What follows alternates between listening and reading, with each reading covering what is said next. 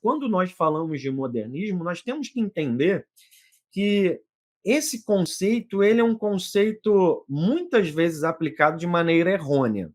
Então, para que a gente comece a entender as coisas, a geração de 30 ela não era modernista no sentido de Mário e de Oswald, mas ela era moderna.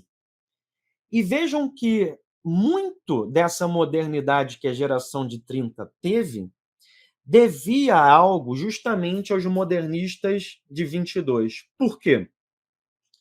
Porque o que havia na prosa brasileira era um excesso de ornamento, um excesso de retórica, um excesso de beletrismo. Isso tinha uma origem literária antiga, própria do romantismo, mas isso também tinha algumas outras circunstâncias, como, por exemplo, o famoso bacharelismo brasileiro, em que você admira ou respeita mais a pompa do que a essência das coisas, mais o ornamento do que a sua verdade. Então, muitos escritores recorreram ao longo da história da literatura brasileira a um excesso de palavras, a um excesso de adornos, confundindo esse excesso com a qualidade. É óbvio, pessoal, que nós temos muitas formas de escrever. E uma coisa que de vez em quando eu falo é que de metade do século XX para cá, nós começamos a ter no Brasil uma perspectiva de que a escrita americana, fincada sobretudo pelo Hemingway e pelo jornalismo norte-americano, se tornou o padrão de excelência de escrita. E essa é uma escrita muito enxuta, muito seca, sem figuras de linguagem, sem metáforas, tudo muito preciso. E nós vemos que, por exemplo, quem já fez uma oficina de escrita criativa já deve ter se deparado com isso.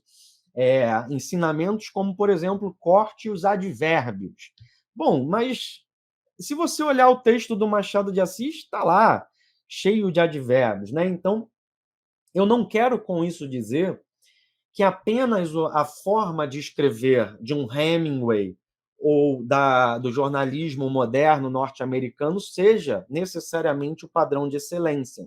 Existem outros padrões de excelência, como, por exemplo, o do Marcel Proust, né, que, para descrever o sujeito levantando um dedo, é capaz de levar 30 páginas e vai fazê-lo maravilhosamente bem.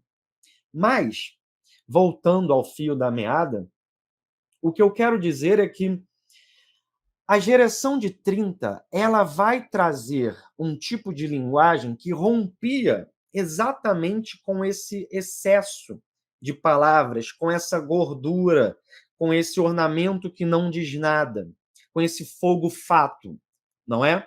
Então, nós vamos observar, por exemplo, na Raquel ou no Graciliano Ramos, uma linguagem mais rápida, uma linguagem mais concisa, uma linguagem que consegue dizer mais usando menos palavras, uma linguagem próxima da coloquialidade, da oralidade, ou seja, uma linguagem que, no final das contas, a gente lê e sente uma naturalidade, que é justamente o inverso do que acontecia quando nós, por exemplo, abríamos Os Sertões de Euclides da Cunha.